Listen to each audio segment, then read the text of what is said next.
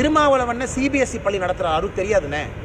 அவர் அழகாக சிபிஎஸ்சி பள்ளி நடத்திக்கிட்டு அழகாக ஒரு ஃபோட்டோவை போட்டுக்கிட்டு அழகாக ரிப்பன் கட் பண்ணிட்டு இருக்கார். அவருக்கு இதை பற்றி வழி தெரியுமா?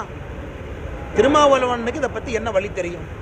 நாங்கள் நீங்கள் சிபிஎஸ்சி பள்ளி நடத்துறீங்கன்னு சொன்னோன்னே அந்தர் பெல்ட் அடித்தார். அது வந்துப்பா, அது போய்ப்பா. அது எப்படின்னா என்னை கேட்காமே அவர் ஃபோட்டோவை போட்டுக்கிட்டங்கனாரு. அப்புறம் பத்திரிகை நண்பர்கள் கேட்டீங்க, எப்படின்னா உங்களுக்கு கேட்காம ஃபோட்டோ போடுவாங்க? இல்லைப்பா அங்கே ஸ்கூலில் ஸ்டூடெண்ட்ஸே படிக்கல, என் ஃபோட்டோவை போட்டுக்கிட்டாங்கனாரு. அப்புறம் பத்திரிகை நண்பர்கள் கேட்டீங்க, அண்ணே பாருங்கண்ணே, நீங்களே போய் ரிப்பன் கட் பண்ணியிருக்கீங்க, குழந்தைகள் இருக்கிறாங்கன்னு. அது இல்லைப்பா, 2 குழந்தைகள் தான் படிக்கிறாங்க. அதனால் திருமாவளவன் அவர்கள் என்னை பொறுத்தவரை இந்த மும்மொழி கொள்கையில் அவர் பேசுவதற்கான திராணி அன்னைக்கு இழந்துட்டாங்க. பொய் பேசி அந்த திராணி இழந்துட்டாங்க. எனக்கு இன்னும் ஆச்சரியமாக இருக்குன்னா, ஒரு சிபிஎஸ்சி பள்ளியில் குறிப்பாக 3வது மொழியாக கட்டாய ஹிந்தியை சொல்லிக் கொடுக்கக்கூடிய திருமாவளவன் அவர்கள் இன்னைக்கு தமிழக மக்களுக்கு லெக்சர் எடுத்துட்டு இருக்காங்க.